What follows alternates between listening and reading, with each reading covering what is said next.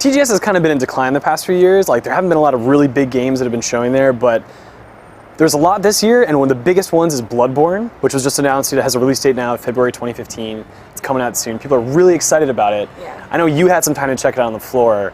What did you think? Because I really haven't had the chance to. Yeah, the Sony booth is big this year. It's massive, and a huge part of it is Bloodborne, and people are lining out the door to see it. I mean, you can't miss it, and it's exactly what everyone wants it to be. It's fun. It's awesome.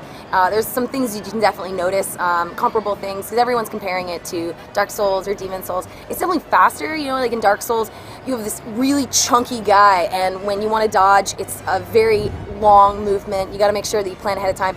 You know, Bloodborne is different. You are much faster and more fluid with your movement. I think they wanted to convey in the action, you know, you're gonna get right up and close to your enemies, and you're gonna get to kind of dance around them a little bit more. And so that's gonna be really cool to experience when you play it. They kind of want to have that more like immediate satisfaction of like doing something, because like when I was watching other people play, I didn't get a chance to play myself, but it seemed like a lot of the enemies would notice you, and then they would quickly start running after you, and you really do need to react really fast.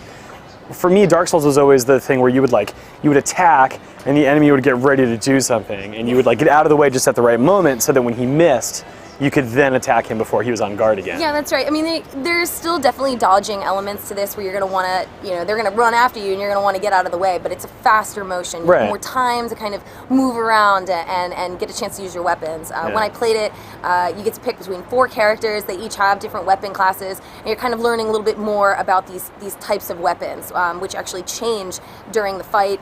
There's kind of like the switchblade that extends into this like, really long blade during the fight, which is really cool, and we also got to see some of the ranged weapons. It's not too much of a range. It's the shotgun. Shotgun. It's like kind of like a sawed-off guy. He's pretty quick with it. That's right. Yeah. And it's definitely not meant for any kind of range. It's the standard shotgun approach. In fact, they want you to use it while you're attacking. So it's the kind of thing where you kind of slice up a dude and then kind of put a shot right into him with the shotgun and maybe finish it off. It doesn't do a lot of damage. The closer you are, the more up in their face they are, the more damage it does. It's a fun weapon, but I think people are really going to enjoy more of blade types. They're so much about precision, and you can really see that with the scythe. It's got a very narrow attack, and if you're not sure where you're going to attack with it, you're going to miss. So it's really about getting to know the weapon that you enjoy and you're comfortable with, and then just kind of perfecting that technique.